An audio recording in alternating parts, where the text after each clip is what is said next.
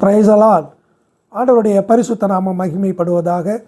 கிறிஸ்துவுக்குள் பிரியமானவர்களே, உங்களுக்கு சமாதானம் என்ற இந்த காணொளி மூலமாக இன்று நாம் தியானிக்க இருக்கிற செய்தி, விசுவாச ஓட்டத்தை தடை செய்வது எது? பிலிப்பியர் 3:14 பரம அழைப்பின் பந்தய பொருளுக்காக லக்கை நோக்கி தொடர்கிறேன் என்று பவுலடிகளார் எழுதுகிறார். இதுதான் விசுவாச ஓட்டம். இந்த விசுவாச ஓட்டத்தை 7 காரியங்கள் தடை செய்கிறது. எபிரேயர் 12 அதை நாம் வாசிக்கிறோம். முதல் வசனத்திலே முதல் தடை பாரம், அதாவது கவலை, நாளைய குறித்து கவலை, இனத்தை உண்போம் இனத்தை குடிப்போம் என்று. இந்த கவலை இந்த விசுவாச ஓட்டத்தை நிச்சயம் தடை செய்யும்.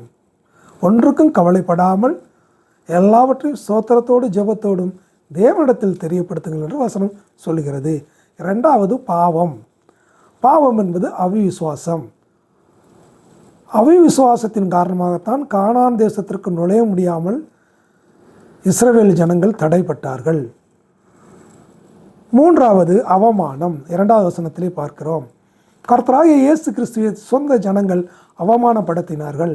ஆனால் எல்லாவற்றையும் சகித்து கொண்டு அவர் தேவன் சித்தம் செய்ய தொடர்ந்து ஓடினார். 4வது சோர்வு. இந்த சோர்வு என்பது பெரிய தீர்க்கதரிசி எலியாவிற்கே வந்தது. எசபேலினுடைய மிரட்டலுக்கு பயந்து அவர் சூரச்சேரியின் கீழ் ஒளிந்து கொண்டார். இது 3ஆம் வசனத்திலே வாசிக்கிறோம். இந்த சோர்வு வந்தால் முழங்கால்கள் தள்ளாடும், தளர்ந்து விடும் என்று 12ஆம் வசனத்திலே வாசிக்கிறோம்.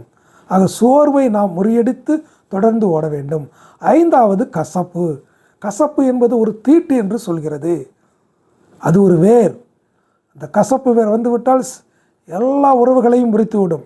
நம் ஓட்டம் நிச்சயம் தடைபடும். 6வது சரீர இச்சை. ஏசா ஒருவேளை போஜனத்திற்காக தன்னுடைய சேஷ்டபுத்திர அந்த பாக்கியத்தை விட்டு கொடுத்தான். தாவீதும் இதனால் தான் வீழ்ந்து போனார். இது ஒரு பெரிய தடை. 7வது கீழ்ப்படியாமை, அதாவது கர்த்தருடைய வார்த்தைக்கு செவி கொடாமல் போவது.